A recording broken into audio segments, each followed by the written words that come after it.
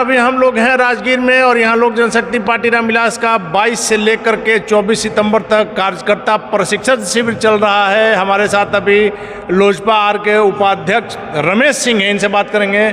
Sir, Bihar में जिस प्रकार से क्राइम बढ़ा, इस पर क्या कहेंगे? बिहार में जिस दिन आरजेडी समर्थित महागठबंधन की सरकार आई थी, नीतीश कुमार जी पहले कहा करते थे जंगल राज है, तो ये जंगल राज नहीं, महाजंगल राज आ गया है। महाजंगल राज में और आप क्या उम्मीद कर सकते हैं?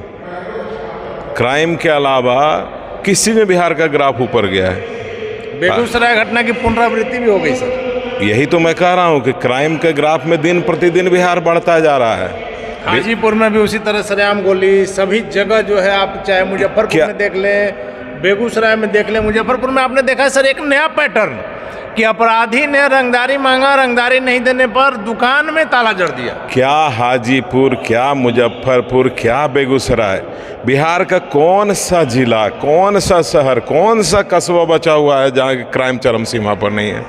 एक दो उदाहरण चूंकि मीडिया में जो केस हाईलाइटेड हो गए उसको हम लोग उदाहरण के तौर पे ले रहे हैं। आप किसी भी शहर में चले जाइए, क्राइम का ग्राफ इतना ऊपर चला गया है कि आम आदमी पुनः डर के साथ विस्तृत पैमाने पर पलायन के लिए मजबूर हो गया बिहार से। यहाँ आम व्यापारी आज किसी भी हालत में बिहार में रहने को तैयार नहीं है। बिहार में डर का माहौल है, भयाक्रांत रहता है। नया तो आना दूर, अब जो पुराने हैं वो भी भागेंगे।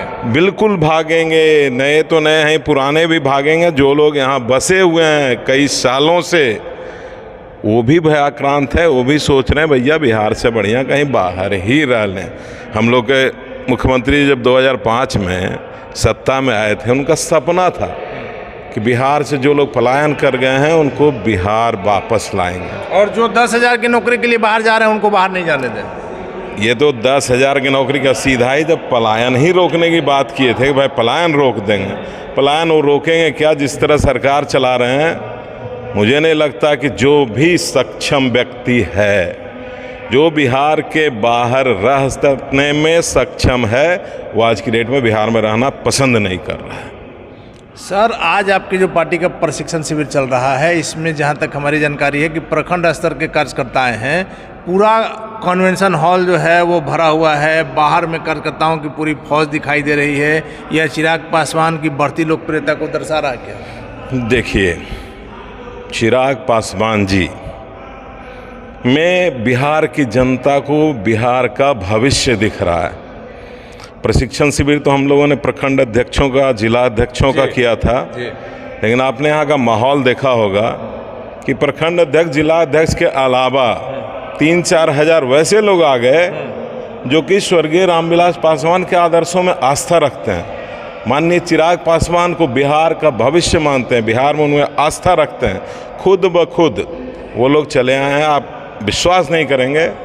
हमने देखा सर, कई लोग ऐसे जो बिना बुलाए आए हैं चिराग पासवान में अपनी आस्था। आप अनिल जी विश्वास नहीं करेंगे, सुपौल से एक लड़का मोटरसाइकिल चला करके यहाँ आ गया कि मैं माननीय चिराग पासवान जी के भाषण को सुनूंगा, और सुनने का इतना जुनून था, इतना बड़ा फैन है कि मोटरसाइकिल से विश्वास करना तो मजबूरी है सर। कल ही हमने एक खबर चलाई है जिसमें चिराग पासवान के समर्थक ने चिराग पासवान में आस्था व्यक्त करते हुए अपने हाथ में चिराग पासवान की फोटो बनवाई।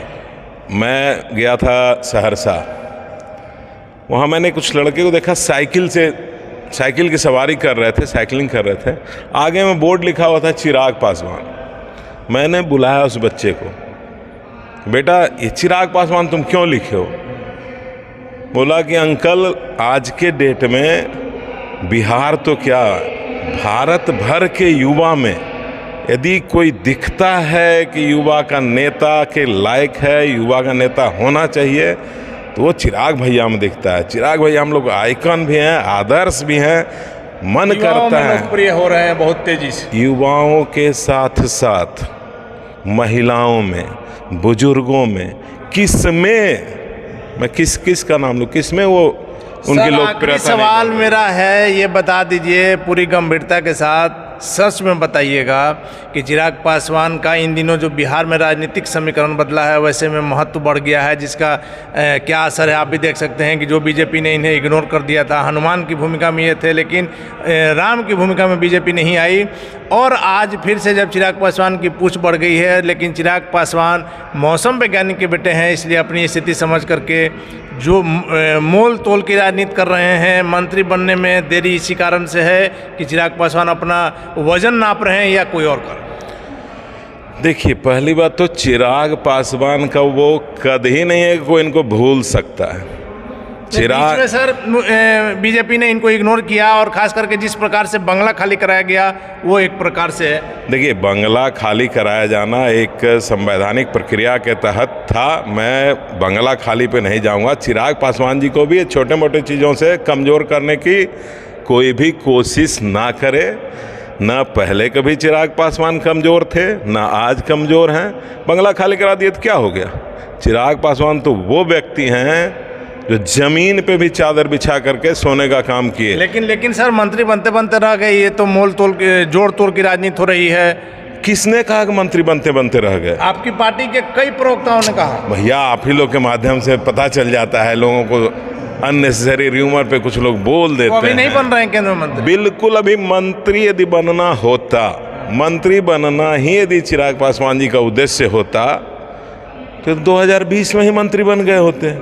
हाँ, 2020 में गठबंधन से बाहर ही नहीं आते। तो मंत्री बनना चिराग पासवान जी का उद्देश्य नहीं है। चिराग पासवान जी का उद्देश्य है कि बिहार में किस तरह से रोजगार बढ़े, बिहार में किस तरह से शिक्षा की वो उत्तम व्यवस्था हो जो प्राचीन काल में भी था। नालंदा विश्वविद्यालय में बिहार को जाना जाता, नालंदा विश्वविद्यालय में विश्व भर से लोग पढ़ने के लिए आते थे। आज हमारा बिहार का बच्चा बाहर जाने के लिए मजबूर है। तो चिराग पासवान जी की सोच है कि बिहार में ही शिक्षा नीति को अव्वल दर्जे का बनाए कि बिहार का छात्र बिहार में ही पढ़े, बल्कि बाहर के लोग यहाँ हैं। बल्कि यही मैं अगला सेंटेंस आपने ही बोल दिया। मैं यही कहना चाह रहा था कि बिहार तो वो शिक्षा हब रहा है, बाहर के लोग को यहाँ आना पड़ेगा, ये सोच है चिराग पासवान। चलिए, धन्यवाद सर। तो ये थे हमारे साथ लोक जनशक्ति पार्टी रामविलास के बिहार के प्रदेश उपाध्यक्ष रमेश सिंह, जिनका साफ तौर पर कहना है कि चिराग पासवान यदि मंत्री बनना चाहते तो 2020 में ही बन गए रहते हैं। मंत्री बनना उनका उद्देश्य नहीं है, बिहार को उसका पुराना गौरव लौटाना उनका उद्देश्य है और आगे आने वाले समय में आपको यह देखने को मिलेगा।